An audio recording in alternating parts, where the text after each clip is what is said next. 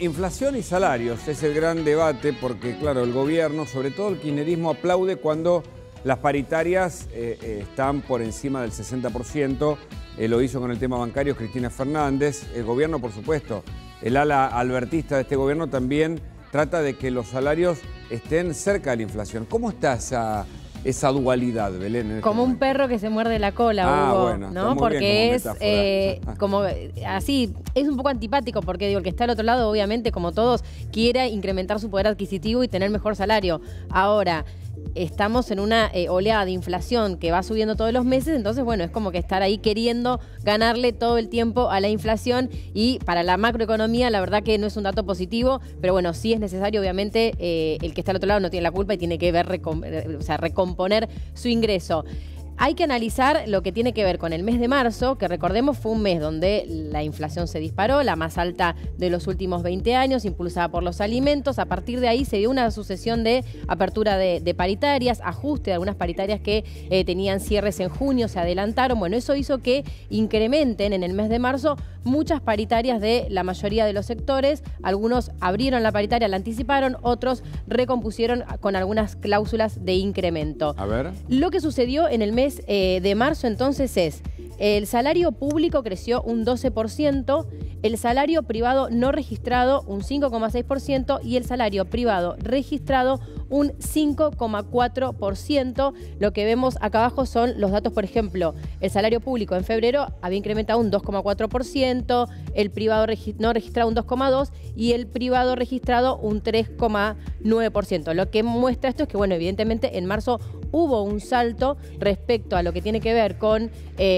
los incrementos salariales. Eso hizo que el incremento de salario sea un 7,4%, entonces de alguna manera le ganó a la inflación, que recordemos había estado en 6,7 puntos. El dato que surge de ahí, porque vale la pena analizarlo de la placa anterior, es que el empleo público es el más beneficiado. Eso también te marca hacia dónde va el país, es decir, no hay incremento del mismo modo en el empleo privado que en el empleo público. Esto incentiva el empleo público, que es uno de los ejes del problema, que es el gasto público. Sí. Y acá, bueno, como veíamos, como te decía, una cosa es marzo, donde hubo una recomposición de los salarios a partir de acuerdos paritarios, pero cuando uno mira el trimestre, o sea, lo que es la acumulación entre enero y marzo, cambia un poco la variación. 14,9 aumentaron los salarios frente a una inflación de 16%, ¿no? Si tomamos en general, lo que generó una pérdida de poder adquisitivo de un punto aproximadamente. Si bien es simbólico, tiene que ver, ¿no?, con la pérdida, cómo se va resintiendo la capacidad de compra a medida que la inflación sigue incrementándose. Muchas paritarias que se fueron acordando, hay gremios que tienen aumentos de 6, de 5, de 10% mes a mes, de acá a octubre, otros de acá a diciembre, paritarias desde el 45% hasta incluso algunas que superan el 80%. Bueno, todo esto seguramente va a ir marcando un rumbo y bueno, vamos a ver qué sucede si los salarios pueden ir acompañando a la inflación, pero bueno, en el dato trimestral hay una pérdida y sobre todo, por ejemplo, el sector público, 18% es el dato que acumula en los primeros meses y el sector privado quedó por debajo de ese incremento. Y este es el punto fundamental. Se lo vamos a preguntar, para comenzar la conversación, a Javier Lindenboim. Él es economista, analiza el tema de los salarios de manera cuidadosa. Y esta es la primera pregunta. ¿Qué decimos de estos datos? De un empleo público que el empato le puede ganar incluso la inflación, pero un empleo en privado a la baja en este contexto. ¿Qué tal, Javier? ¿Qué tal? ¿Cómo andan ustedes? Muchas gracias por estar aquí.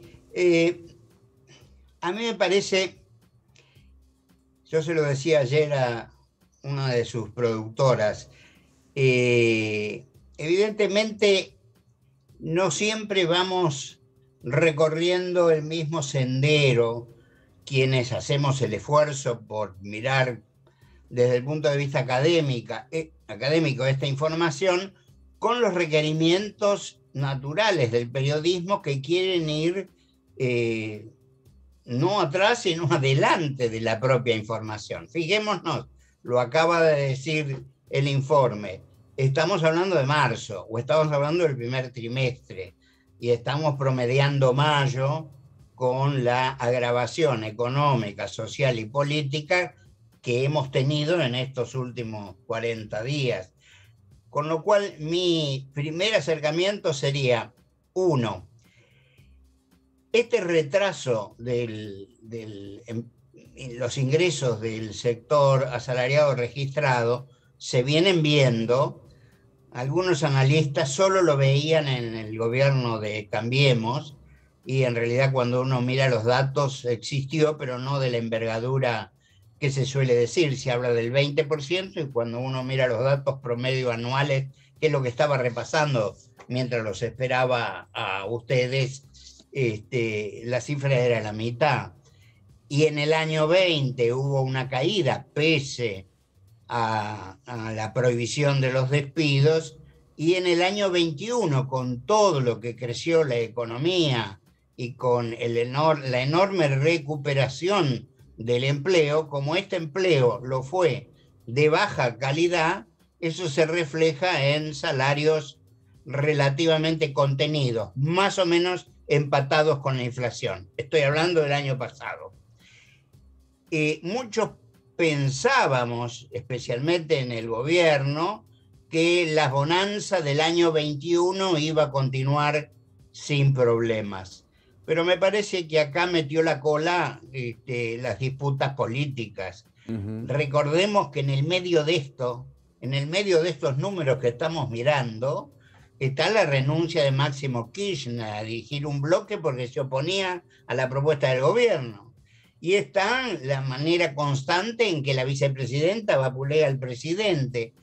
Y esto pareciera que es el cuento de la buena pipa, que nunca termina. Esto no es inocuo. Esto tiene influencia negativa en las decisiones de inversión. Y en Argentina tenemos un déficit de inversión suficientemente grande y una declinación de la tasa de inversión suficientemente grande, para no ir más lejos, desde Néstor Kirchner para acá, que no podemos remediarlo con medidas de compensación monetaria, porque lo que necesitamos es un sendero de crecimiento. Entonces, yo pondría estos números en ese marco, y entonces, con todo respeto, diría, no me jugaría tan a interpretar el detalle. A mí también me llamó mucho el número fuertísimo de mejora de los ingresos del sector público. Hay que ver cómo se toman. A lo mejor son acuerdos que se aplican a lo largo de varios meses y lo computaron todo junto. La verdad que no se sabe exactamente la metodología con la cual este indicador se realiza, pero yo comparto la visión de ustedes. Por un lado es raro, por otro lado es cierto que al final de la historia seguimos teniendo pérdida en la capacidad de compra del salario. Con un último agregado, si me da medio minuto. En realidad, uno siempre escucha frente a un gobierno que quienes están en la posición del gobierno plantean medidas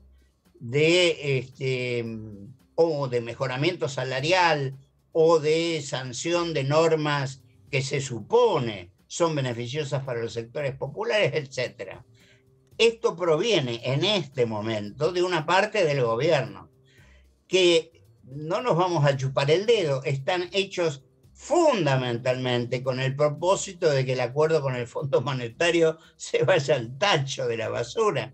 Entonces, este es el núcleo del problema, sin olvidar que, según mi modesto punto de vista, el acuerdo con el fondo tiene implícito un acuerdo de inflación que es el que le permitiría sellar las cuentas con un déficit que es el que se comprometió el gobierno. Es decir, que estamos en un gran lío, mucho más allá de lo que pasó en marzo con el nivel salarial. Yo le quería preguntar, no sé si usted puede hablar de la inflación en términos del problema irreparable que la Argentina tiene por ahora vinculado con la emisión monetaria y con una economía que no termina reflejando cantidad de producción de bienes y servicios para equiparar la emisión monetaria que no tiene freno. Efectivamente, a ver, si llamamos a todo lo que producimos la torta y dividimos la torta por todos nosotros, lo que nos toca de la torta hoy es más o menos parecido a lo que nos tocaba hace 11 años, en el año 11. Claro. Yo recuerdo dos cosas, no es para minimizar la situación actual, sino para ponerle una piedrita en el zapato a quien quiera analizar, para mirar las cosas con un grado de complejidad mayor que el que uno está acostumbrado a mirar. Hace 11 años la doctora Kirchner ganó con el 54% de los votos, lo cual me hace pensar que la situación económica y social no debe haber sido extremadamente grave. Sin embargo, el pedazo de la torta que nos toca es igual. Es decir, estamos igual de ricos o igual de pobres. Entonces, ¿no será que estamos mirando según el color de la camiseta de quien gobierna y diremos que estamos mejor o peor en virtud de eso? No estoy negando el drama de la situación de ingresos insuficientes. No, pero está corroborando que hace desde el 11 que no crecemos. Crecimos y decrecimos. No sé si... El efecto serrucho.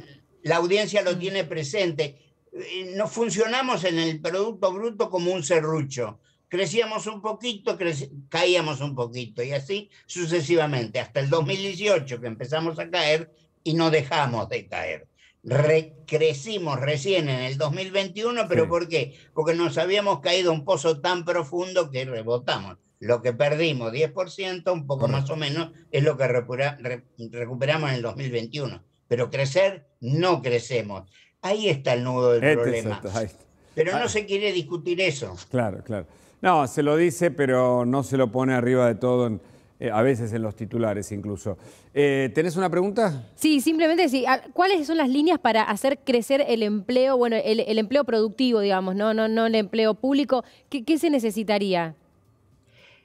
Son varias cosas. Yo no soy planificador económico, pero si uno toma la certeza, yo por lo menos la tengo, de que la demanda de empleo es una demanda que yo llamo derivada. ¿Derivada de qué? Del crecimiento económico. Claro, por supuesto. Porque uno se tiene que preguntar cómo se genera el crecimiento económico. Y ahí viene lo que algunos que hablan de capitalismo, solo que hablan del capitalismo chino porque les gustan los chinos, o hablan del capitalismo de Putin porque les gusta Putin, pero no hablan del capitalismo que funciona en todo el mundo. Claro.